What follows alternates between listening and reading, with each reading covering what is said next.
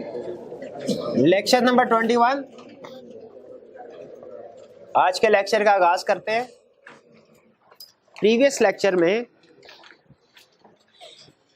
मैंने आपके साथ ऑडिट रिपोर्ट शेयर की थी। पहले हमने ऑडिट रिपोर्ट के अंदर जो मैक्सिमम एलिमेंट्स आ सकते हैं, मैक्सिमम वन बाय वन उन सबको डिस्कस किया। फिर हालांकि हमारे सिलेबस में उसने नहीं दिया ये फॉर्मेट, आईएसएस के मुताबिक उसने एक जगह पे दिया है।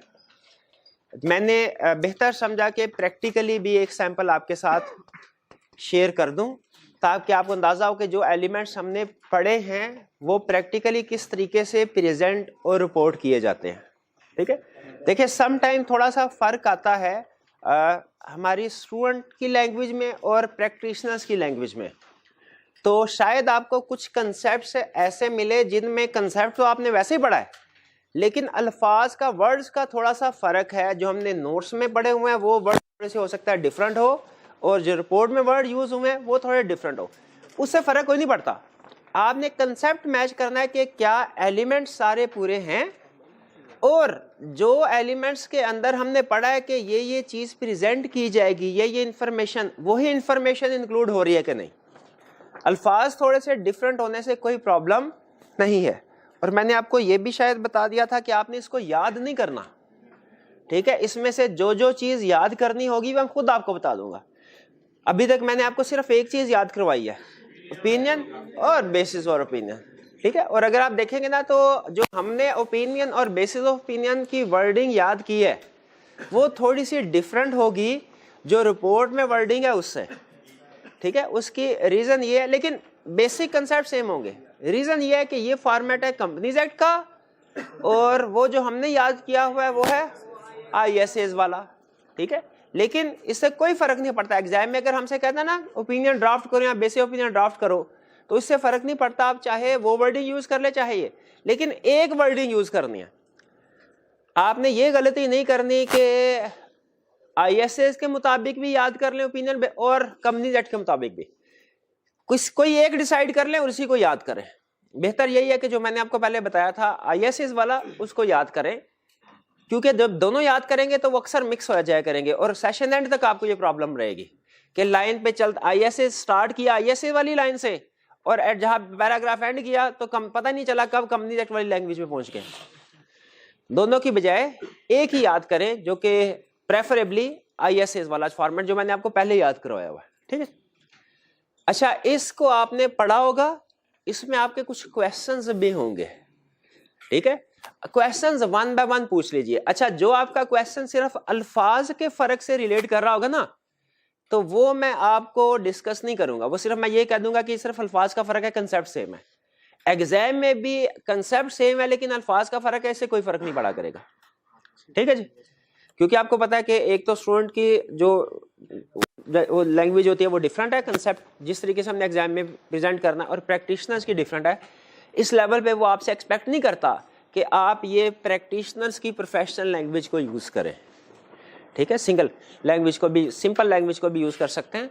सिर्फ एक में फर्क पड़ता है ओपिनियन पैराग्राफ में, वो स्टैंडर्डाइज लैंग्वेज है। ठीक है, उसको हम कोशिश करते हैं कि उसमें फर्क ना पड़े, जो अल्फाज हैं उसी तरीके से हम उनको याद कर लें, और हमने आईएसए में याद कर लिया। बहरहाल इस रिपोर्ट को पढ़ते हुए कोई भी क्वेश्चन आपके जहन में आया हो, पूछना चाहते हो पूछ लें, लेकिन इसमें चूंकि हमारे कुछ ऐसे कंसेप्ट्स भी इन्वॉल्व हैं जो कि अभी हमने डिटेल में नहीं पढ़े, जैसे की ऑडिट मैटर है, अभी हमने डिटेल में नहीं पढ़ा, तो क्वेश्चन जो भी आपके जहन में आ रहा है आप पूछते जाएं, मैं भी उनको एक्सप्लेन करता जाऊंगा। ठीक है, एडवांस वाले क्वेश्चंस को भी एक्सप्लेन करता जाऊंगा ताकि हमारी बेस डेवलप हो जाए। ठीक, तो वन बाय वन इसमें से कोई अगर क्वेश्चन पूछना चाहते हो। जी मेरे भाई।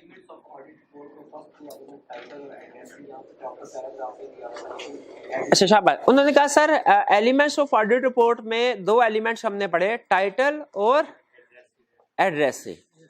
तो यहाँ पे अगर आप देखें तो उसने टाइटल और एड्रेसी दोनों इकट्ठे किया हुआ है। इंडिपेंडेंट ऑडिटर्स रिपोर्ट ये टाइटल है, टू द मेंबर्स ये एड्रेसी है। तो क्या वो इकट्ठे हो सकते हैं? याद रखें, पहले मैं इसका वन वर्ड आंसर दे दूं, यस इकट्ठे हो सकते हैं। अब स्टैंडर्ड क्या बताता है वो मैं आपको बता दूं।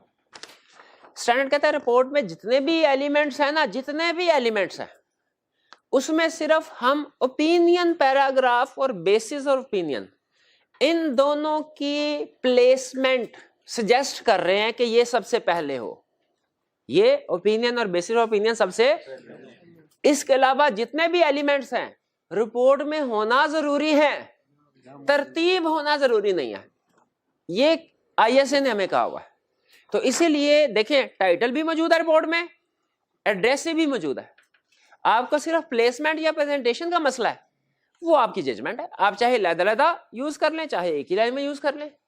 लेकिन सिमेट्री रखने के लिए पाकिस्तान में इसी तरतीब से एलिमेंट्स को प्रेजेंट किया जाता है जिस तरतीब से इस रिपोर्ट में मौजूद है, और हमने भी मेरा ख्याल है इसी तरतीब से इन एलिमेंट्स को कवर किया है। तो सिमेट्री रखने के लिए ये एलिमेंट्स जरूरी, लेकिन याद रखिएगा स्टैंडर्ड सिर्फ ओपिनियन और बेसिस फॉर ओपिनियन की प्लेसमेंट को रिक्वायर करता है कि स्टार्ट में होने चाहिए, बाकी नहीं। जैसे आगे चल के हम पढ़ेंगे, कभी हमारी रिपोर्ट में एमसीक्यू मैटर भी आ जाएगा, कभी गोइंग कंसर्न वोकैबुलरी भी आ जाएगा, हम सोच रहे होंगे कौन सा पहले लिखे कौन सा बाद में लिखे, कोई फर्क नहीं पड़ता, दोनों लिखें क्योंकि इंक्लूड होना लाजमी है। पहले कौन सा लिखना आपकी जजमेंट है, आपको लगे एमसीक्यू मैटर वाला ज्यादा है मैं वो पहले लिख दें, आपको लगे गोइंग कंसर्न का ज्यादा है वो पहले लिख दें। तो प्लेसमेंट स्टैंडर्ड एलिमेंट्स की प्लेसमेंट रिक्वायर नहीं करता सिवाय ओपिनियन और बेसिस फॉर ओपिनियन के, कहता है ये सबसे पहले क्योंकि ये सबसे अहम है। क्लियर हो गया जी? और कोई क्वेश्चन जी? एपलेट फोरम, एपलेट बोर्ड भी से कहते हैं, ये शायद आपने की ऑडिट मैटर में पढ़ा होगा ये। हाँ, जब हम प्रोसीजर परफॉर्म कर रहे होते हैं ना, तो उसमें जब लीगल केसेस का इशू हो, ऐसे एरियाज हो जिनमें लिटिगेशन इन्वॉल्व है,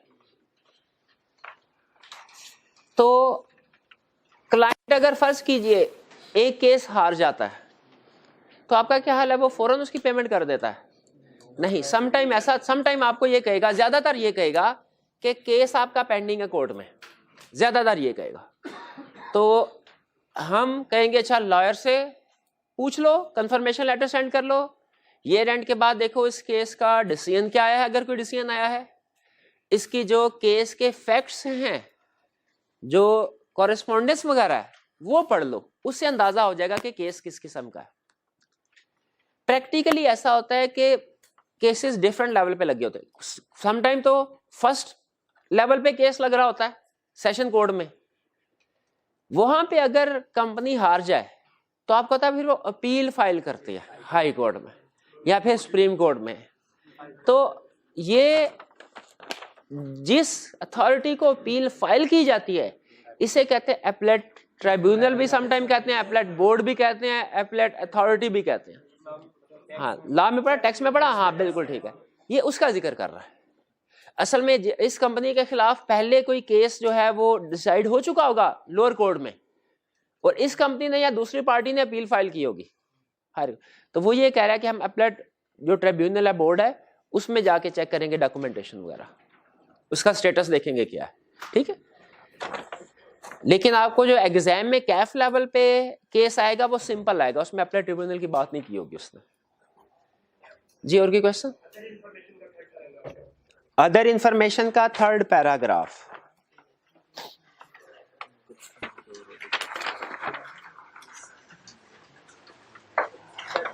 अच्छा चलें एक तरह से हमारी रिवीजन हो जाएगी, इसको पूरा सेक्शन ही पढ़ लेते हैं, ज्यादा फोकस मैं थर्ड पैराग्राफ पे करूंगा। सबसे पहले हेडिंग दे रहा है, देखिए हर एलिमेंट से पहले हेडिंग आएगी, ये ध्यान में रखिएगा। Information other than financial statements and auditor's report दे रहा हूं। इन शॉर्ट हमने इसको क्या नाम दिया हुआ है? अदर इंफॉर्मेशन का, वही बात कर रहा है।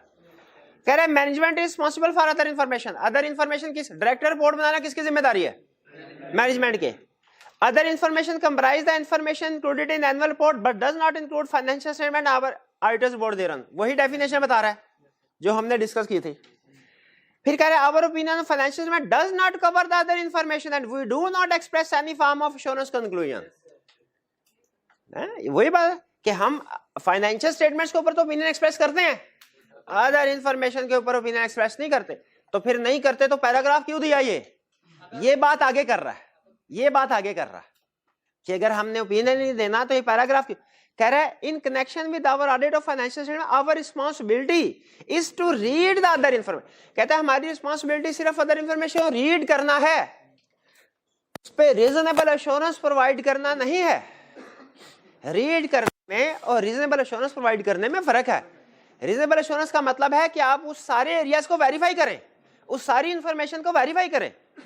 रीड करने का मतलब है वेरीफाई करने की जरूरत नहीं, सिर्फ पढ़ लो, अगर आपको अपने एग्जिस्टिंग नॉलेज की बेस पे उसमें गड़बड़ लगे वो बता दो, वरना कुछ भी नहीं करना। यही कह रहे आगे, our responsibility to read the information other information and in doing so, read करते हुए consider whether the other information is materially inconsistent with the financial statement or our knowledge obtained in the audit or otherwise appears to be materially misstated. हमने ये देखना है पढ़ते हुए क्या ये अदर इंफॉर्मेशन हमारे जो ऑडिट के नॉलेज के साथ इनकंसिस्टेंट तो नहीं है। अगर है तो फिर देखेंगे मिसस्टेटेड तो नहीं है। इनकंसिस्टेंसी और मिसस्टेटमेंट दोनों बातें कर रहे हैं ना। इनकंसिस्टेंसी का मतलब क्या है कि देखें अदर इंफॉर्मेशन में कुछ और, फाइनेंशियल में कुछ और, कॉन्ट्राडिक्शन है। और अगर है तो फिर हमने फर्दर देखना है कि अदर इंफॉर्मेशन मिसस्टेटेड तो नहीं है। ठीक है, हाँ जी बिल्कुल। और अगर अब आगे भी बात कर रहा है, if based on work performed we conclude that there is material misstatement of other, अगर हमें पता ये कंफर्म हो जाए कि अदर इंफॉर्मेशन मिसस्टेटमेंट है, we are required to report the fact, फिर हम आपको ये बताने के पाबंद है। We have nothing to report in this regard. इसका मतलब क्या है कि हमने अदर इंफॉर्मेशन को पढ़ लिया, कोई इनकंसिस्टेंसी नहीं है। यानी पूरा कंसेप्ट क्या दे रहा है, पहले हमें उसने बताया डेफिनेशन अदर इंफॉर्मेशन की है क्या, फिर बताया मैनेजमेंट की क्या जिम्मेदारी है, फिर बताया हमारी क्या जिम्मेदारी है। हमारी ओपिनियन देना जिम्मेदारी नहीं है, सिर्फ रीड करना जिम्मेदारी है। फिर आगे बताया कि रीड करते हुए हमने क्या देखना है कि अदर इंफॉर्मेशन इनकंसिस्टेंट या मिसस्टेटेड तो नहीं है। फिर आगे बताया कि अदर मिसस्टेटेड है तो हम आपको बताएंगे we have nothing to report in this regard. मतलब हाँ। अच्छा जरा यहाँ पे देखे, उसकी साइंस देखे, उसके अल्फाज का चुनाव देखे। वो ये नहीं कह रहा other information is correct, we have nothing to report. क्योंकि अदर इंफॉर्मेशन करेक्ट है ना, वो उसका ओपिनियन आ जाएगा, ओपिनियन की वर्डिंग आ जाएगी। वो नहीं कह रहा ये, कह रहा we have nothing to report in this regard. अच्छा ये लिमिटेड एश्योरेंस भी नहीं है, याद रखिएगा, ये अल्फाज लिमिटेड एश्योरेंस भी नहीं है। हाँ ये वो कह रहा है कि हमने कुछ नहीं, रिपोर्ट ही नहीं देनी कोई, हमने इस बारे में कुछ बताना ही नहीं। हाँ जी बिल्कुल, उसमें फिर भी लिमिटेड एश्योरेंस में फिर भी कुछ ना कुछ बता रहे होते हैं, मॉडरेट लेवल रख के। चलिए ये क्लियर हो गया। मेरे भाई जी ने पूछा था, ये अदर इंफॉर्मेशन क्लियर हो गया, शाबाश। और कोई क्वेश्चन जी?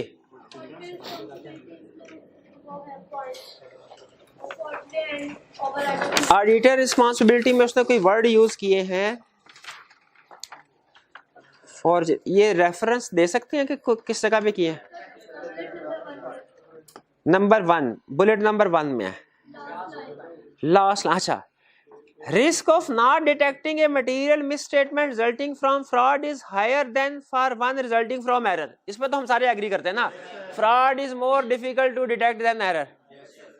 आगे क्या कह रहा है, कह रहा है क्यों, एज फ्रॉड में इन्वॉल्व कोल्यूजन। कोल्यूजन का मतलब मिलजुल के फ्रॉड। फॉर्जरी, फॉर्जरी का मतलब होता है फेक डॉक्यूमेंट्स बनाना, फेक डॉक्यूमेंट्स बनाना। ये फ्रॉड वाला हम चैप्टर पढ़ेंगे, उसमें आएगा फॉर्जरी।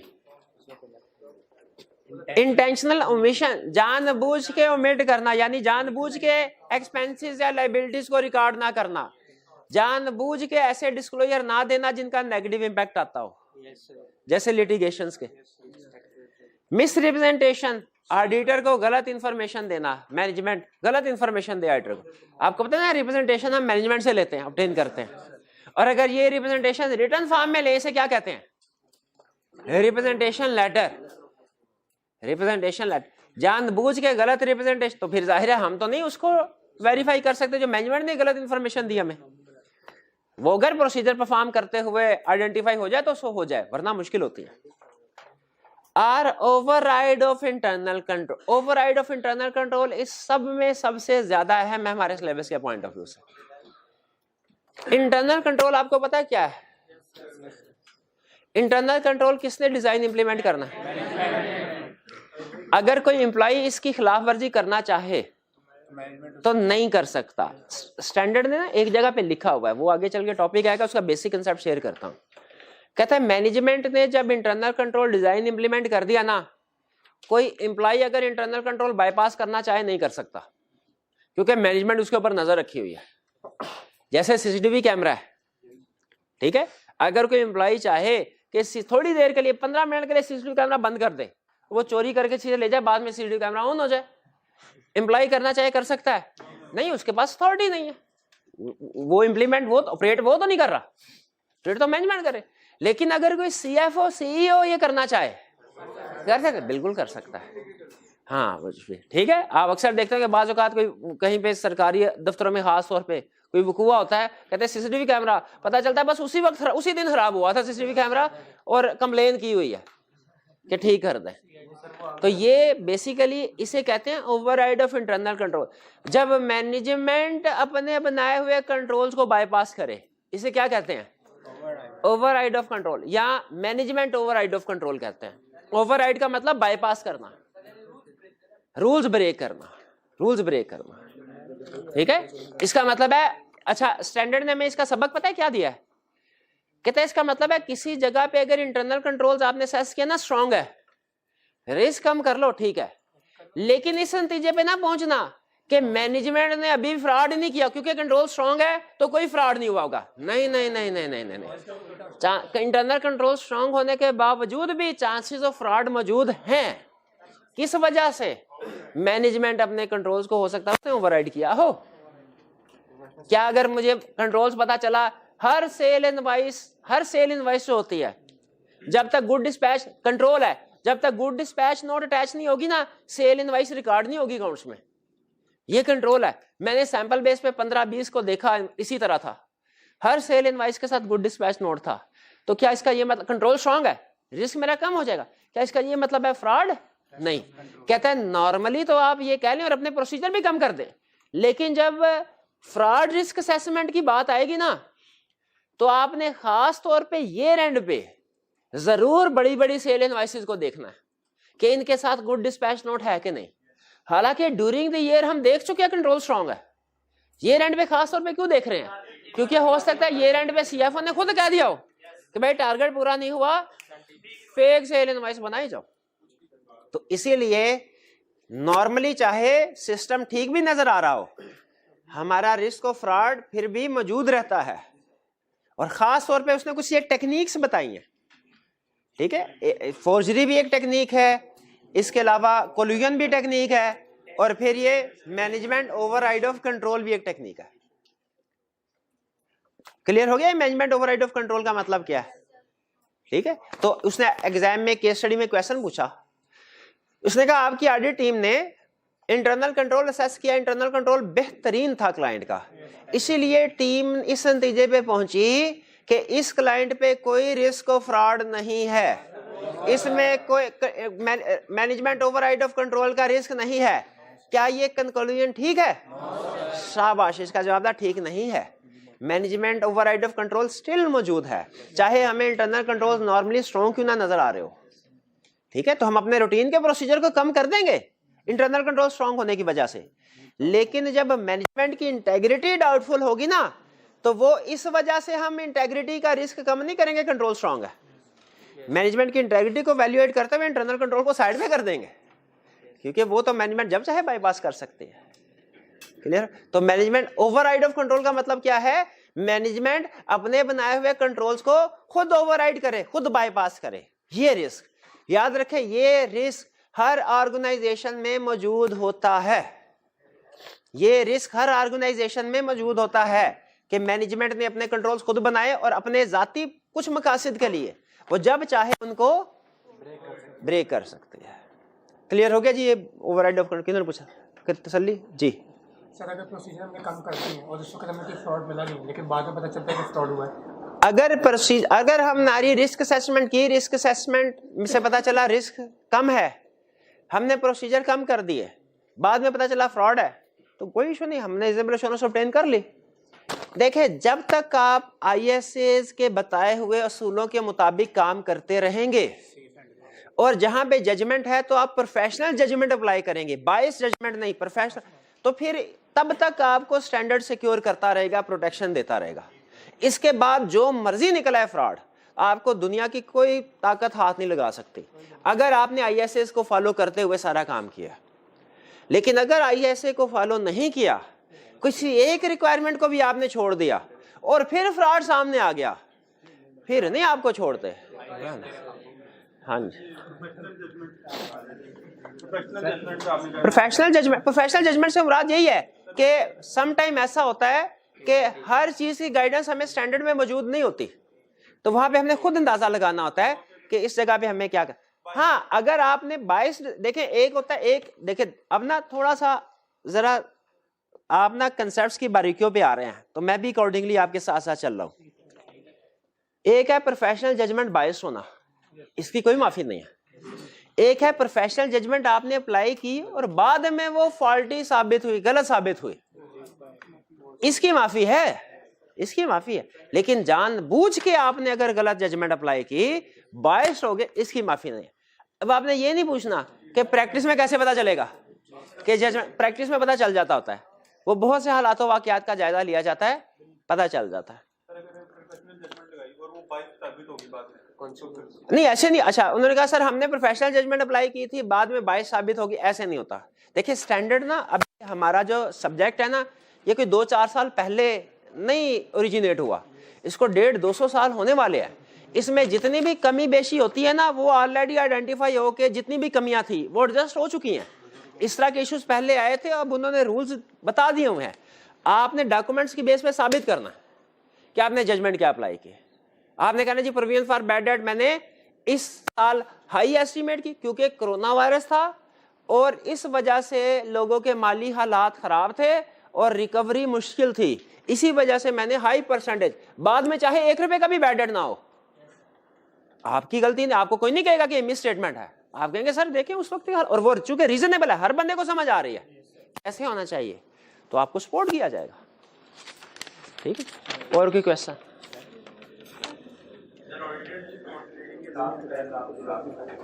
ऑडिटर रिस्पॉन्सिबिलिटी के लास्ट पैराग्राफ की last line, from the matters communicated with board. चलें सुन ले कह रहे फ्रॉम द मैटर्स। अच्छा यहां पे ना आपको नहीं पता, लेकिन मुझे पता है कि सारे कंसेप्ट्स जो पूछ रहे हैं ना, वो आगे कहीं ना कहीं लिंक कर रहे हैं, इसलिए मैं तसल्ली से, हाँ तसल्ली से ना, अगला पूरा चैप्टर नहीं है, चैप्टर का कुछ, हाँ 20-21 चैप्टर है, 20-21, हाँ बस। देखें जब मैंने आपको ये कहा ना कि चैप्टर 4 तक जब आप पढ़ लेंगे तो तकरीबन पूरे ऑडिट का ओवरव्यू मिल गया, तो वो किसी वजह से कहा था, वो इसी वजह से कहा था कि सारे आगे जो कंसेप्ट है ना, वो इन्हीं कंसेप्ट से निकलेंगे, वो इन्हीं कंसेप्ट के बच्चे हैं जो आगे हम पढ़ेंगे। तो इसीलिए मैं यहाँ पे भागम भाग नहीं कर रहा, ठीक है। ये नहीं कि आगे, एक तरीका ये भी होता है आगे पढ़ना है आगे समझाऊंगा, वो जहन में गिरा बंद जाती है, वो दिमाग उधर ही रहता है फिर। लेकिन हमारी अप्रोच क्या होती है, आगे पढ़ना है, इधर भी समझेंगे, आगे चल के दोबारा डिटेल में समझेंगे ताकि बेस डेवलप हो जाए। तो इसीलिए हाँ नहीं, इसलिए आपको हाँ। लेकिन इसका एक थोड़ा सा नुकसान भी होता है, क्या, हमारी टाइम सा। लेकिन यहाँ पे जो 1 घंटा हम एक्स्ट्रा लगाते हैं ना, बाकी ये भी सुन लें, वो हमारे हाफ सेशन के बाद 2 घंटे बचाएगा, 2 घंटे बचाएगा। हाँ। अच्छा अब इसमें लेकिन मेरा भी फायदा है। बाज़ ऐसा होता है कि एग्जाम्पल ना, पहले मैं यूं किया कि एग्जाम्पल है ना, ये वैसे हट के बात बता रहा हूँ, ये मैंने कह दिया कि चले जी ये बाद में पढ़ेंगे, ये टॉपिक बाद में पढ़ेंगे, तो आप तो बात मान लेते हैं ना, जो व्हाट्सएप ग्रुप में स्टूडेंट्स होते हैं ना ऑनलाइन वाले, वो उसी एग्जाम्पल को, उसी क्वेश्चन को बार बार पूछते हैं। तो मेरे साथ ऐसे भी हुआ कि एक कंसेप्ट मुझे कोई 20 दफा एक्सप्लेन करना पड़ गया। उसके बाद मैंने फैसला कर लिया, चाहे छोटी से छोटी चीज क्यों ना हो, वो एक्सप्लेन लाजमी करके जाने। यहाँ पे मैं अपने 2 मिनट बचाने के लिए उसको स्किप कर जाता हूँ ना, तो फिर ऑनलाइन में जाके मुझे वो आधा घंटा एक्सप्लेन करना पड़ता है 15 स्टूडेंट्स को। ठीक है, हाँ नहीं म्यूचुअल बेनिफिट है, म्यूचुअल बेनिफिट है इसमें। देखिए आपका भी तो फायदा है, एक एक चीज मैं एक्सप्लेन कर रहा हूँ साथ साथ। ठीक है, बहरहाल चले आगे चलते। भाई ने कहा जी एक तो हाँ जी, ऑडिटर रिस्पॉन्सिबिलिटी का last, from the matters communicated with board of directors. वो मैटर्स जो, अच्छा मुझे बताइए, हम डायरेक्टर्स को कोई मैटर कम्युनिकेट करते हैं? कौन कौन से? डायरेक्टर रिपोर्ट लगा, इसको गोली मार इसको। के बारे में सर, हम डायरेक्टर रिपोर्ट डायरेक्टर को बना के देंगे यार। इंटरनेट कंट्रोल के बारे में हम ये इंटरनल राइटर बनना चाह रहा है। हम बताते हैं कोई भी सिग्निफिकेंट, देखें दो अरफी बात करो ना, दो अरफी, कोई भी सिग्निफिकेंट मैटर जो ड्यूरिंग ऑडिट आएगा ना, हमने वो डायरेक्टर्स को कम्युनिकेट करना है, ठीक है। अब वो सिग्निफिकेंट मैटर कुछ भी, वो कोई डेफिशिएंसी इन इंटरनल कंट्रोल भी हो सकती है, वो कोई मॉडिफिकेशन इन ओपिनियन भी हो सकता है, वो ऑडिटर की इंडिपेंडेंस से रिलेटेड कोई इशू भी हो सकता है, इवन कोई non compliance with laws and regulation भी हो सकती है, इवन मजीद भी कोई सिग्निफिकेंट इशू हो सकता है।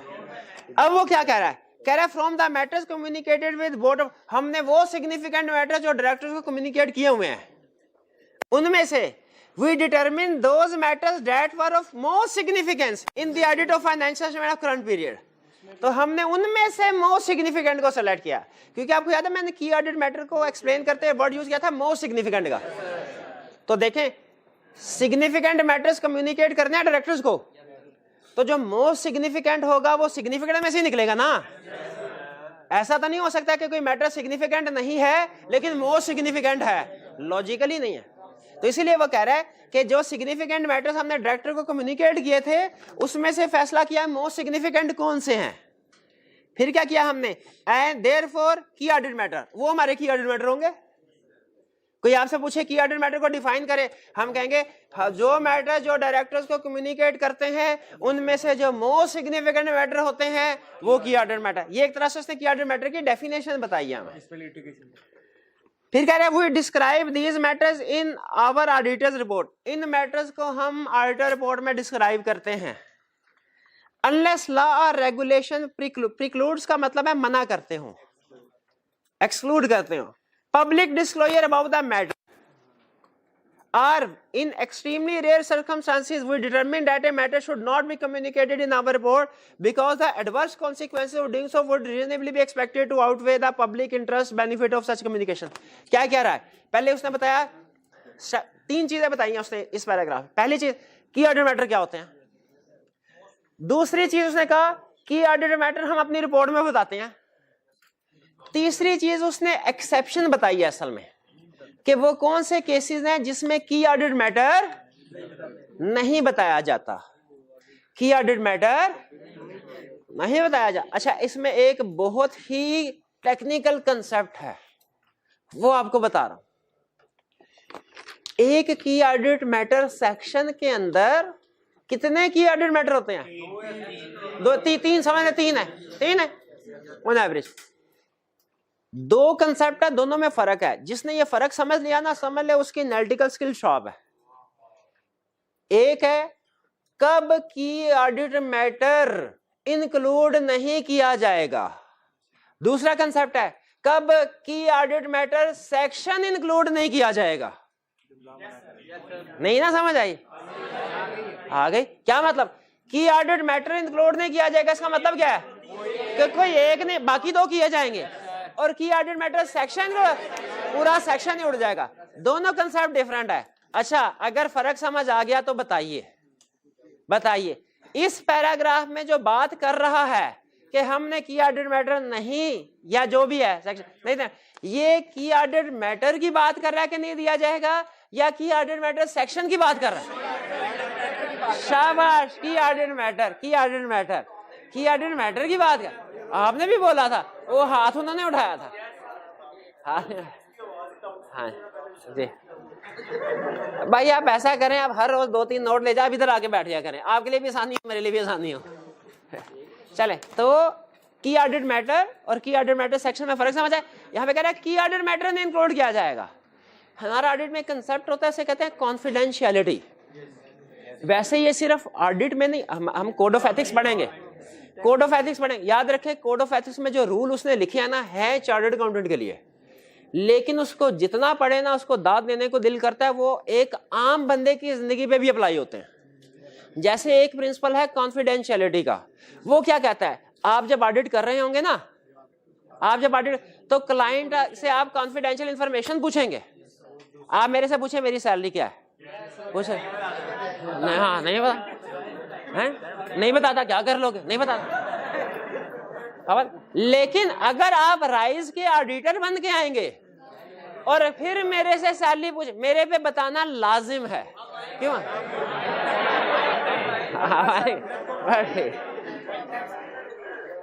तो उस क्योंकि देखिए उसके बगैर ऑडिट नहीं हो सकता ना। लेकिन स्टैंडर्ड क्या कहता है? कहता है जहां पे ये ऑडिटर का राइट है ना कि मैनेजमेंट उसे हर इंफॉर्मेशन प्रोवाइड करे for the purpose of audit, वहीं पे ऑडिटर की भी लायबिलिटी है, ऑब्लिगेशन है कि वो इस इंफॉर्मेशन को कॉन्फिडेंशियल रखे, किसी दूसरी जगह पे डिस्क्लोज या यूज ना करे। हाँ बिल्कुल, और ये हमें अपनी डेली लाइफ में भी इसी तरह करना चाहिए। एक दूसरे का जो राज है उसका हमें बिल्कुल, हम एक दूसरे की पर्दापोशी करेंगे, इंशाल्लाह क़यामत वाले दिन हमारी पर्दापोशी होगी। तो यह है कॉन्फिडेंशियलिटी का प्रिंसिपल। अब मुझे बताइए, अगर कोई मैटर ऐसा हो जो कॉन्फिडेंशियलिटी रिक्वायर करता है, क्या उसे रिपोर्ट में लिख दें? क्या यही बात कर रहा है पहले कि इन अनलेस लॉ रेगुलेशन, के जब लॉ या रेगुलेशन कह दे कि एक मैटर को कॉन्फिडेंशियल रखना है, उसको कॉन्फिडेंशियल रखेंगे। यहां सम टाइम हमें लगे इसको डिस्क्लोज करने का फायदा कम और नुकसान ज्यादा है, बाज़ औक़ात ऐसा होता है फायदा कम और नुकसान ज्यादा है, तो हम उसको डिस्क्लोज नहीं करेंगे। इसकी एग्जांपल आगे कभी चल के पढ़ेंगे कि कब ऐसा हो सकता है कि फायदा कम और नुकसान ज्यादा हो, लेकिन ऐसा हो सकता है सम टाइम। क्लियर हो गया जी ये? तो उसने इसमें हमें 3 चीजें बताई, एक की ऑडिट मैटर की डेफिनेशन, फिर उसने बताया कि हम ऑडिट रिपोर्ट में की ऑडिट मैटर लिखना हमारी जिम्मेदारी है, और तीसरी चीज के कॉन्फिडेंशियल इंफॉर्मेशन। ओके, दो एग्जांपल्स उसने बताई कब की ऑडिट मैटर को इंक्लूड नहीं किया जाएगा। ठीक है जी। पब्लिक नहीं, इसमें पब्लिक इंटरेस्ट से हमारा शेयर होल्डर इंटरेस्ट, क्योंकि सबसे बड़ी जनरल पब्लिक या यूजर वही होते हैं हमारे। हाँ, और वो तकरीबन एक ही होता है, जाहिर है कंपनी डूबे, शेयर होल्डर्स का इंटरेस्ट और कंपनी का इंटरेस्ट मिलता जुलता है। हाँ जी, लेकिन याद रखिए इसके ऊपर भी स्टैंडर्ड ने गाइडेंस दिया। इसका ये मतलब नहीं है कि हर इंफॉर्मेशन को मैनेजमेंट ये कह दे कि सर इसको ना इंक्लूड कीजिए, इससे हाँ फायदा कम और नुकसान ज्यादा है। वो हमारी जजमेंट शाबाश, जो कि इंडिपेंडेंट होनी चाहिए। और कोई क्वेश्चन? जी हाँ, की ऑडिट मैटर, उन्होंने कहा सर ये लग रहा है आपने रिपोर्ट हमें पूरी नहीं दी। वो बिल्कुल लग रहा है। अच्छा, इन्होंने कहा कि जी वो सर आपने की ऑडिट मैटर जो बताए हैं ना, उसमें आगे उसने नंबरिंग दी है 2, तो इसका मतलब है कोई 1 वाला की ऑडिट मैटर भी होगा, वो नहीं दिया। हाँ, और एक आसान तरीका भी था, क्या 37 उड़ा हुआ है नीचे नंबरिंग। प्री नंबरिंग का यही फायदा होता है ना, कंप्लीटनेस इंश्योर होती है, बताया था कि नहीं? हाँ, प्री नंबरिंग। तो देखिए प्री नंबरिंग आपको पता चल गया बिल्कुल। उसमें क्या था? उसमें की ऑडिट मैटर्स थे। कौन से की ऑडिट मैटर? जो हमारे सिलेबस से रेलिवेंट नहीं है। वो अगर मैं देता ना ये रिपोर्ट, मजीद एक सफा ऐड हो जाता, जो आपके लिए पढ़ना मजीद मुश्किल हो जाता। ये पता नहीं आपने कितनी दिक्कतों से पढ़ा होगा, एक सफा और ऐड हो जाता, ज्यादा मुश्किल। तो इसलिए मैंने वो अहम नहीं था अभी, इसलिए मैंने कहा चले स्टूडेंट की जितनी जिंदगी आसान हो सकते हैं उतनी करते हैं, उसको निकाल दिया, ये इंक्लूड किया। ठीक है, क्योंकि सिर्फ एक आपको बताना, फॉर्मेट देना था कि की ऑडिट मैटर इस तरीके से प्रेजेंट होता है, कल कला को आपने जब इसको लिखना हो तो ये फॉर्मेट फॉलो करना। और कोई क्वेश्चन? जी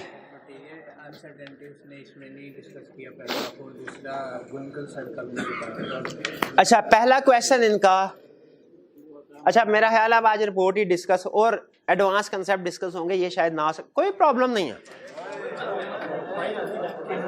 2 चीजें आपके साथ मैंने कमेंट की हैं, बल्कि 3 चीजें। जितना बर्डन पहले दिन उतना ही बर्डन आखिरी दिन, बल्कि आखिरी दिन से कम, शाबाश। तीसरी चीज, जो आखिरी महीना है फरवरी का, फरवरी के महीने में कोई लेक्चर नहीं जाएगा 31 जनवरी तक। बड़ी कोई बड़ी एक्स्ट्रा रेयर केस हुआ ना तो शायद फरवरी के 2-3 दिन, वरना नहीं होगा, वरना उधर भी नहीं जाऊंगा मैं। ठीक है। और तीसरा, रीजनेबल प्रैक्टिस केस स्टडीज की। ठीक है, और अगर कोई स्टूडेंट ज्यादा करना चाहता हुआ तो ज्यादा प्रैक्टिस भी। ठीक है, लेकिन क्लास में जाहिर है डिस्कशन हर केस स्टडी की नहीं हो सकेगी। क्लास में जो हमारी जो मैंने सिलेक्ट की हुई case studies, core case studies, उनकी डिस्कशन होगी जो आई कैप वाली है, कैप या कुछ एक सी फैप वाले। जो एडिशनल वो आपकी डिस्क्रिप्शन है, करना चाहे करें, नहीं करना चाहे ना करें, उनकी प्रैक्टिस जो कि अभी तक हमने नहीं की। अभी तक कोई केस स्टडी, इक्का दुक्का केस स्टडी आपको टेस्ट में या फिर करवा दी, वो सिर्फ आपको बताने के लिए केस स्टडी कैसे। असल केस स्टडी तो इस चैप्टर की है, इस चैप्टर की। अच्छा तो क्या कह रहा था मैं, भाई का क्वेश्चन क्या था? हाँ हमने, मैं ये कह रहा था कि ये इधर शायद ना आज डिस्कस हो सके, तो परेशान नहीं होना आपने कि हम शायद एक दिन आगे एक्स्ट्रा चला गया। नहीं नहीं, जिस तरह स्टैंडर्ड कहते हैं ना कि एलिमेंट सारे होने चाहिए, तरतीब आगे पीछे हो सकती है, उसी तरह सिलेबस की हर चीज हम पढ़ेंगे और दो दो तीन तीन दफा पढ़ेंगे, क्योंकि एक दफा जेल में नहीं बैठती, लेकिन तरतीब आगे पीछे हो सकती है। अच्छा फिर इन्होंने कहा एक बड़ा इशू छेड़ दिया, इन्होंने रेस कर दिया। उनका सर इसमें बताएगा, इसमें sir material uncertainty related to going concern का पैराग्राफ पढ़ा था, वो इसमें कहीं पे नहीं है। क्यों? एक मिनट ठहरे, क्यों? एक मिनट ठहरे, एक मिनट ठहरे, जी जी वही वो उस वक्त आएगा जब गोइंग कंसर्न का इशू होगा। वो रिक्वायर्ड नहीं था, वो था व्हेन रेलिवेंट। जब गोइंग कंसर्न का इशू आएगा तो शाबाश वो पैराग्राफ आएगा ना। गोइंग कंसर्न का इशू नहीं है तो कोई तो इस क्लाइंट पे गोइंग कंसर्न का कोई इशू नहीं है। अच्छा इसमें तो एमसीजो मैटर भी नहीं है, तो वो इशू नहीं होगा। इसमें तो अदर मैटर का पैरा भी नहीं है, वो भी नहीं होगा। वो भी नहीं होगा। अच्छा एक चीज ध्यान में रखिएगा, तीन अल्फाज बता रहा, जो इन तीनों में फर्क बताएगा उसे इनाम मिलेगा। तीनों में फर्क, तीन हाथ उठाना है। Other information, other matter, other reporting responsibilities, इन तीनों में जो फर्क बताएगा।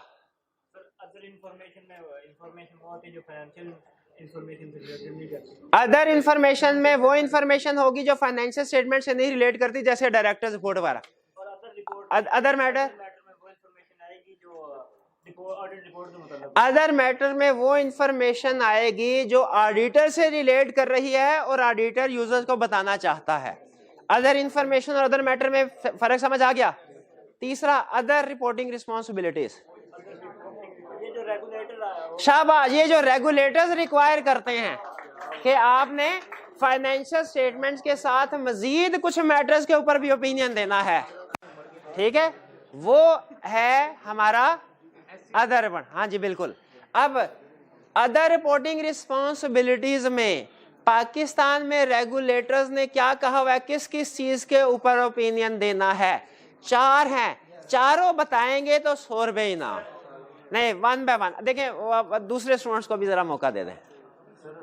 फाइनेंशियल बुक्स ऑफ अकाउंट्स है वो प्रॉपर कंपनीज एक्ट के मुताबिक, proper books of accounts companies act के मुताबिक बनी है कि नहीं। अच्छा एक केस स्टडी में उसने कह दिया proper books of accounts have been kept, इसमें से गलती ढूंढो, as regard by companies act नहीं लिखा था। हाँ ये गलती थी, शाबाश। ज़कात डिडक्टेड एट सोर्स अंडर ज़कात एंड न्यूशल ऑर्डिनेंस, ठीक है 1980। इन्वेस्टमेंट और एक्सपेंडिचर वगैरह for the purpose of companies business हैं। और गोइंग कंसर्न इश्यूज को देखना कि वो गोइंग कंसर्न इश्यूज को देखना है। ये लीजिए मेरे पास 50। गोइंग कंसर्न नहीं, कौन सी चीज थी? हाँ, drawn up financial, drawn up in conformity with companies act, वो वाला पॉइंट था। चलें बहरहाल। अच्छा ये भैया एक तीनों में फर्क समझ आ गया। और कोई क्वेश्चन? अच्छा इनका क्वेश्चन, हाँ बिल्कुल सुन लें। उन्होंने कहा सर चलें इसमें, आपने कहा गोइंग कंसर्न हमने मान लिया, लेकिन गोइंग कंसर्न अनसर्टेनिटी की एक रीजन होती है ना। अब ये गौर से सुनेगा, कंसेप्ट बारीक कंसेप्ट है। गोइंग कंसर्न अनसर्टेनिटी की जो रीजन होती है ना, उनमें से एक ये भी होती है कि हम कोई बड़ा केस हार जाए, बड़ा केस हार जाए, वो भी तो हाँ लिटिगेशन। सर यहाँ पे लिटिगेशन है, की ऑडिट मैटर में 2 है, तो ये लिटिगेशन आपने की ऑडिट मैटर में क्यों इंक्लूड किया है? शाबाश, ये इतना बड़ा है ही नहीं इशू कि इसका गोइंग कंसर्न लाया जाए। ठीक है, ये इतना बड़ा याद रखें, याद रखें। अच्छा, इतना बड़ा नहीं है, की ऑडिट मैटर में क्यों आ रहा है, सुन लें फिर। हमारे ऑडिट में अभी नहीं एक्सप्लेन कर रहा, इंफॉर्मेशन को ना किसी भी चीज की सिग्निफिकेंस को वैल्यूएट करने के 4 लेवल हैं, 4 लेवल हैं। एक होता है सबसे छोटा मसला, सबसे छोटा मसला उसे कहते हैं क्लियरली ट्रिवियल, उसको तो इग्नोर ही कर देते हैं। एक होता है उससे बड़ा, उसे कहते हैं इममटीरियल, उसको इग्नोर नहीं करते लेकिन हाँ उसको संभाल के रखते हैं। इममटीरियल की बेस पे ओपिनियन मॉडिफाई नहीं होता लेकिन स्टिल उसको संभाल के रखते हैं। कोई हाँ, क्योंकि एग्रीगेट भाई अभी मैंने ऑफर की नहीं दिया, क्योंकि इममटीरियल एग्रीगेट होके मटेरियल हो सकता है। ये हो गया इममटीरियल। सबसे छोटा कौन सा, क्लियरली ट्रिवियल। उससे बड़ा मसला इममटीरियल, उससे बड़ा जो कि 5% ऑफ प्रॉफिट से ज्यादा है, यूं समझ ले क्लियरली ट्रिवियल होगा 200-400 का, ठीक है, और इममटीरियल होगा जो 5% ऑफ प्रॉफिट से कम है। 200-400 वाला नहीं, सैकड़ों में नहीं, लेकिन 5%, हाँ 2%, 3%, 4% ऑफ है। मटेरियल वो है 5% से ज्यादा है लेकिन 50% से कम। और एक होता है परवेसिव, 50% से भी ज्यादा, ये सबसे बड़ा होता है हमारा इम्पैक्ट। तो जो इश्यूज होते हैं ना हमारे सामने इश्यूज, आप ये नहीं कह सकते सर लीगल केस हमेशा परवेसिव होगा, ये नहीं कह sir change in counting policy हमेशा मटेरियल होगा, ये नहीं कह सकते सर फिक्स एसेट्स हमेशा इमटेरियल होगा या मटेरियल नहीं। ये रिलेटिव सिग्निफिकेंस पे डिपेंड करता है। हो सकता है एक चीज किसी क्लाइंट पे इमटेरियल हो, दूसरे क्लाइंट पे मटेरियल हो जाए, तीसरे क्लाइंट पे परवेसिव हो जाए, ऐसा पॉसिबल। भाई ये बात समझ आ रही है? अब सुनिएगा, जो लीगल केस है ना इसके भी 3 लेवल हैं।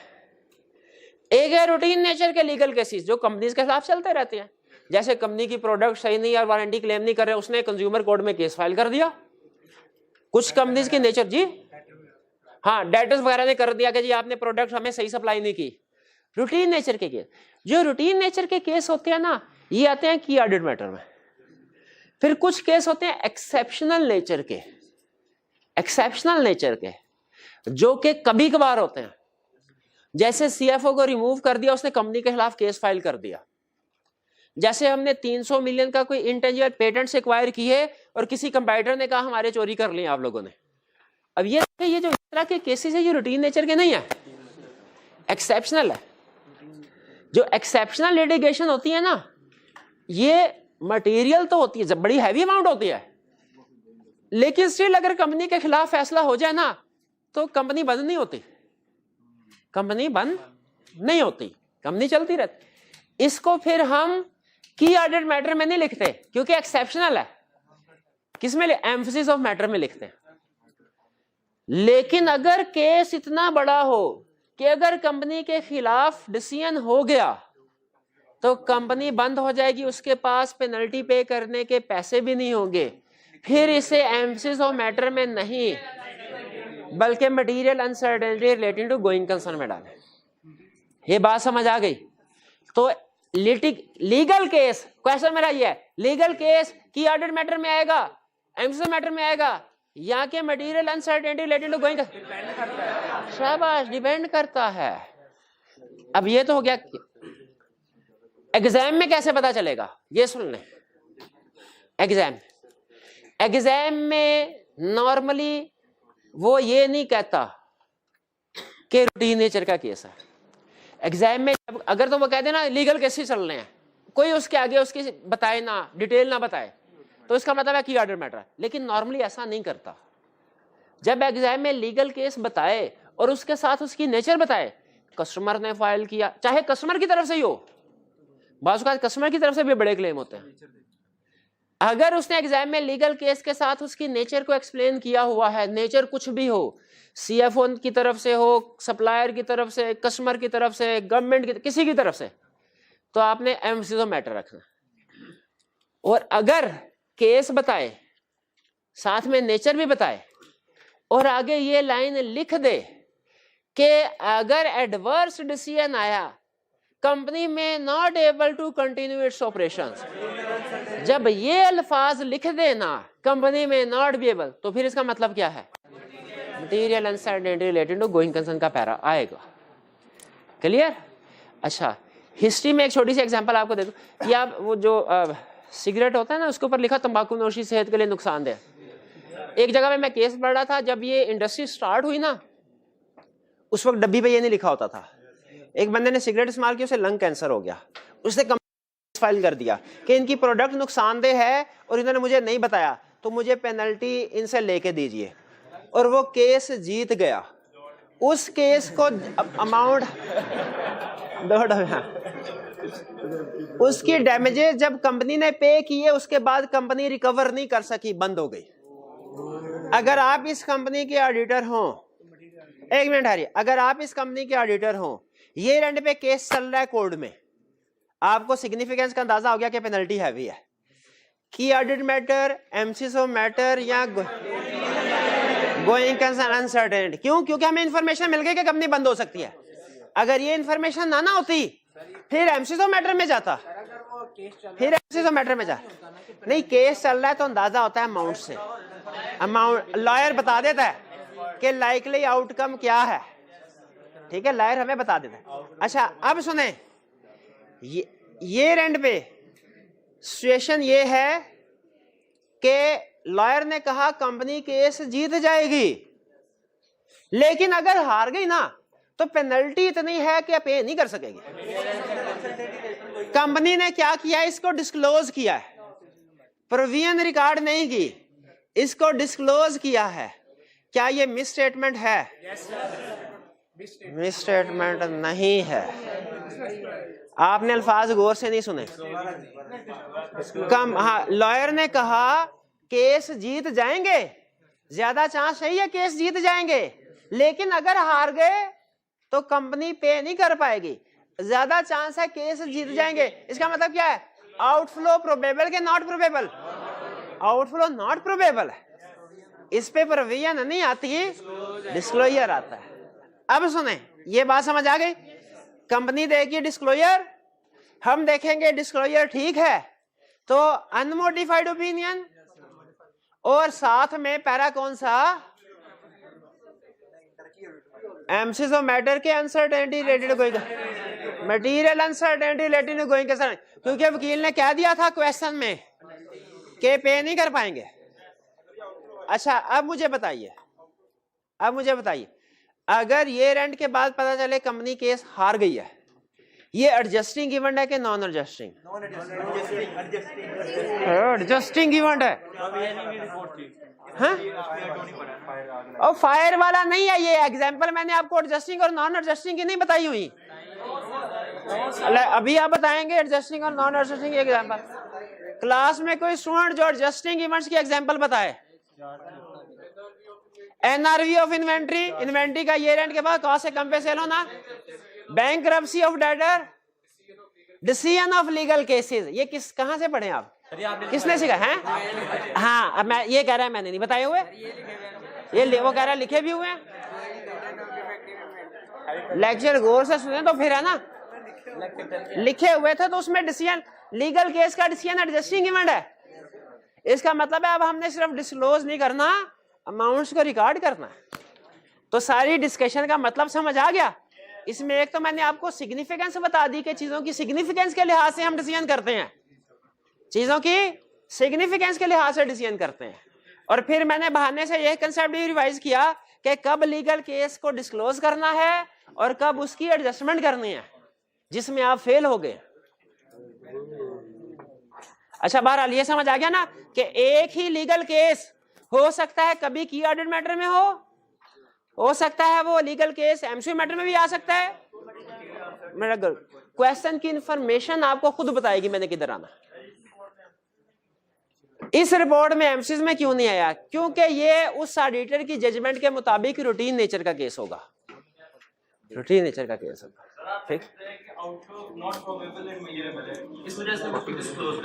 जी बिल्कुल, अगर आउटफ्लो नॉट प्रोबेबल इसको डिस्क्लोज, हाँ ये तो बताया ही नहीं, केस कंपनी ने किया है दूसरे लोगों के खिलाफ कि दूसरे लोगों ने कंपनी के खिलाफ किया है। मुझे ये बताइए आपको क्या बताया हुआ है? अगर अच्छा कह रहे सर मैं बताता हूँ, खुद ही पूछ गए, नहीं है बात। अगर क्वेश्चन में लीगल केस का जिक्र तो हो, लेकिन ये ना बताया हो कि कंपनी ने दूसरों के खिलाफ किया है कि दूसरों ने कंपनी के खिलाफ, तो क्या एक्सपेक्ट करेंगे? हाँ ये वो वाले, अब आपने भाई ने हाथ उठाया, हाँ इनको, तो फिर वो क्या, वो हम एज्यूम करते हैं कि दूसरे लोगों ने कंपनी के खिलाफ केस फाइल किया अगर कुछ मेंशन ना हो। वैसे क्वेश्चन में नॉर्मली मेंशन कर देता है, लेकिन अगर कभी क्लियर नहीं है तो आपने अज्यूम करना है कि दूसरे लोगों ने, हाँ क्योंकि उनका कंसेप्ट बिल्कुल ठीक है कि सर दूसरे लोगों ने अगर कंपनी के खिलाफ किया है उसकी रिकॉग्निशन का रूल डिफरेंट है, और अगर कंपनी ने किया है उसका डिफरेंट है, क्योंकि वो कंटीजेंट एसेट कंटीजेंट लायबिलिटी दोनों का रूल डिफरेंट होता है ना। नहीं होता।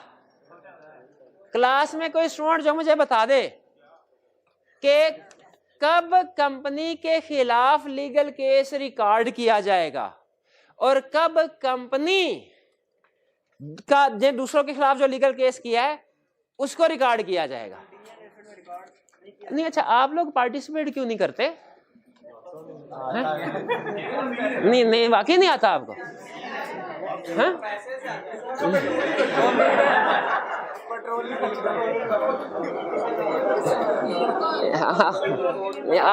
अच्छा आप लोग बाइक का पेट्रोल इकट्ठा कर रहे हो?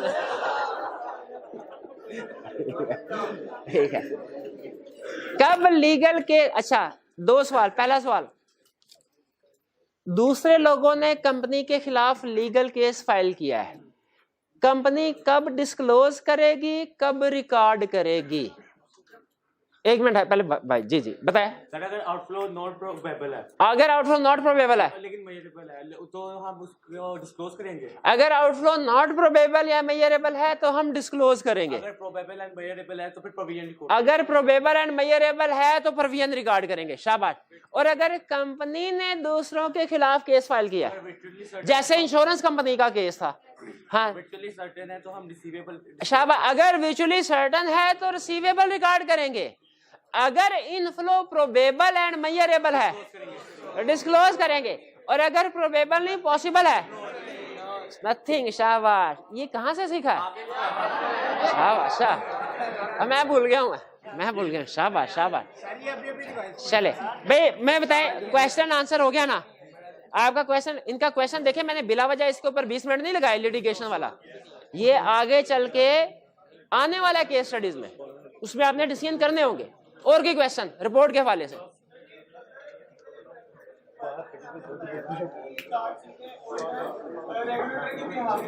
जी जी हाँ शाबाश शाबाश। उन्होंने कहा सर ये जो आपने अदर रेगुलेटरी रिक्वायरमेंट्स में 4 मैटर कहे हुए ना, ये हम एससीसीपी के बिहाफ पे रिपोर्ट कर रहे होते हैं। फर्ज कीजिए अगर एससीसीपी नहीं कहता, ये काम हम तकरीबन तब भी तो कर रहे होते हैं, बिल्कुल तब भी कर रहे होते हैं। और अगर रिक्वायरमेंट नहीं होगी फिर भी ये सारे काम करेंगे, लेकिन फिर रिपोर्ट में इंक्लूड नहीं करेंगे, रिपोर्ट में इंक्लूड नहीं करेंगे। ये है स्टैट्यूटरी ऑडिट। अगर नॉन स्टैट्यूटरी जो हमारे सिलेबस में नहीं है, लेकिन अगर आप उसकी ऑडिट रिपोर्ट देखेंगे ना, वो एग्जैक्टली सिमिलर होगी, एग्जैक्टली एक एक असूल सेम होगा, एक फर्क होगा सिर्फ, हाँ लीगल वाला पैराग्राफ नहीं आएगा। शाबाश। क्या अगर अदर रिपोर्टिंग रिस्पॉन्सिबिलिटी में कोई गड़बड़ आ जाती है, जैसे proper books of accounts maintain नहीं की, ज़कात डिडक्ट करके डिपॉजिट नहीं की, अब जहां पे अब ये भी बारीक कंसेप्ट है, गौर से सुनिएगा। अगर ज़कात डिडक्ट करके डिपॉजिट नहीं करवाई, अगर proper books of accounts maintain नहीं की, या कोई और मसला है, क्वेश्चन भाई का ये है, क्या ऑडिटर अपना ओपिनियन मॉडिफाई करेगा? इसका जवाब है यस। लेकिन लेकिन लेकिन फौरन सुने, लेकिन कौन सा ओपिनियन? क्या ओपिनियन ऑन फाइनेंशियल स्टेटमेंट जो स्टार्ट में दिया है? वो नहीं, अदर रिपोर्टिंग वाला ओपिनियन। यानी इसी सेक्शन के अंदर हम लिख देंगे proper books of accounts have been kept except for cash book which has been destroyed, which has been burned into fire. Clear हो गई बात? तो अदर रिपोर्टिंग रिस्पॉन्सिबिलिटीज में जो हम बातें बताते हैं वो भी मॉडिफाई हो सकती हैं, उनकी बेस पे भी ओपिनियन मॉडिफाई, लेकिन कौन से वाला ओपिनियन? उस पैराग्राफ का, मेन फाइनेंशियल स्टेटमेंट वाला नहीं। क्लियर हुई बात? और कोई क्वेश्चन? जी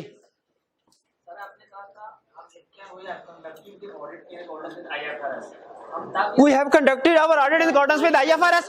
सारे पैसे ले लो इससे, सारे ले लो। आइए खुदा का खौफ करे यार, IFRS तो फॉलो करने हैं मैनेजमेंट ने, फाइनेंशियल स्टेटमेंट बनाते हुए। हम ऑडिटर हैं, हमने IS, हाँ ठीक है,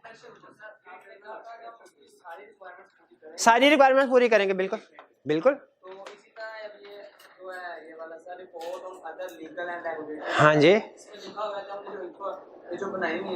ठीक है, लग गए समझ, अब लग गए समझ। सुन, इनका क्वेश्चन ये है, ये बेसिकली दो कंसेप्ट हैं, दोनों सेम है, इसलिए एक तो मेन एक्सप्लेन कर रहा हूं, बाकी बोनस के तौर पे आपको बता रहा हूं। मेन जो हमसे रिलेटेड है वो ऑडिट वाला है, अकाउंटिंग वाला नहीं है।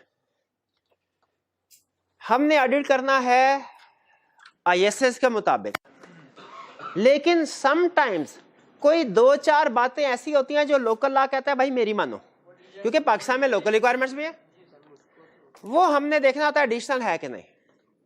ठीक है, कंफ्लिक्ट तो नहीं है, कुछ जगहों पे कंफ्लिक्ट पाकिस्तान में है, इसीलिए आप भी नोट कीजिए इस रिपोर्ट में कंफ्लिक्ट है तो हमने किसको फॉलो करना है?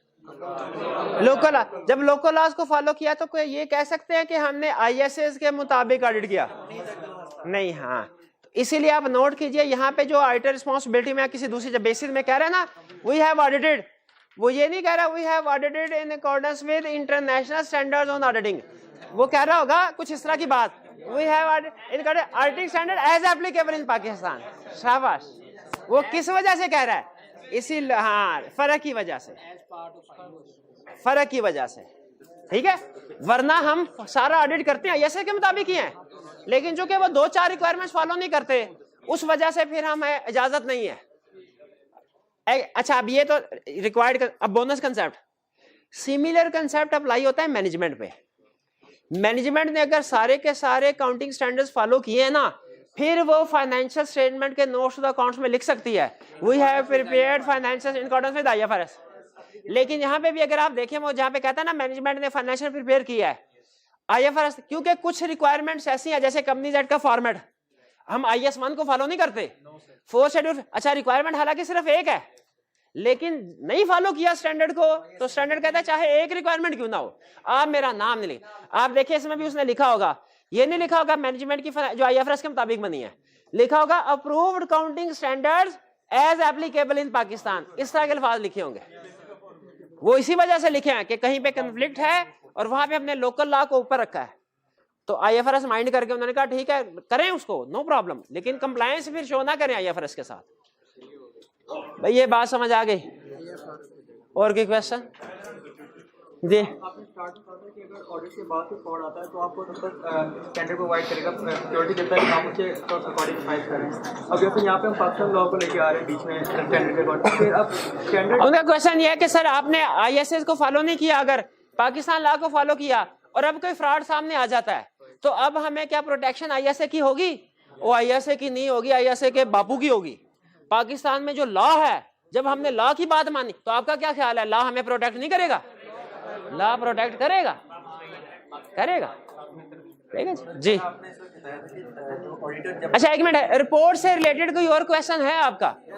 रिपोर्ट के सारी चीज क्लियर होगी? जी जी।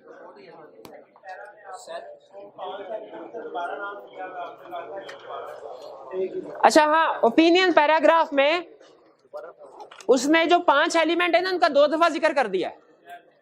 हमने जो ISA की रिपोर्ट पढ़ी थी ना, उसमें पहले पैराग्राफ में 5 एलिमेंट थे, दूसरे में 3 है। अच्छा, इसमें भी ऐसा ही है, पहले ऊपर उसने 5 सारे एलिमेंट बताए हैं पहले पैराग्राफ में, और दूसरे पैराग्राफ के एंड पे वो 3 ही बताए हैं, लेकिन दूसरे पैराग्राफ के स्टार्ट में दोबारा 5 बता दिए। तो हाँ बिल्कुल ये कंपनी लॉ की वजह से फर्क है। उसने सेकंड पैराग्राफ में सिर्फ एक लफ्ज में समेट दिया था फाइनेंशियल स्टेटमेंट। यहाँ पे उसने, क्योंकि आईएसए ये कहते हैं यार ऊपर वाले पैराग्राफ में बता तो दिया फाइनेंशियल स्टेटमेंट में 5 चीजें कौन सी हैं, तो दूसरे पैराग्राफ में दोबारा फाइनेंशियल स्टेटमेंट का लफ्ज यूज कर लेता हूँ, यूजर को पता चल जाएगा क्या है। लेकिन कंपनीज एक्ट ने कहा नहीं, दूसरे पैराग्राफ में भी दोबारा सारी 5 चीजें दो, तो कोई इशू नहीं। अगर एग्जाम में आपको रिपोर्ट का फॉर्मेट दे, एक जगह पे भी 5 चीजें पूरी होगी, आपने कहना ठीक है। और कोई क्वेश्चन?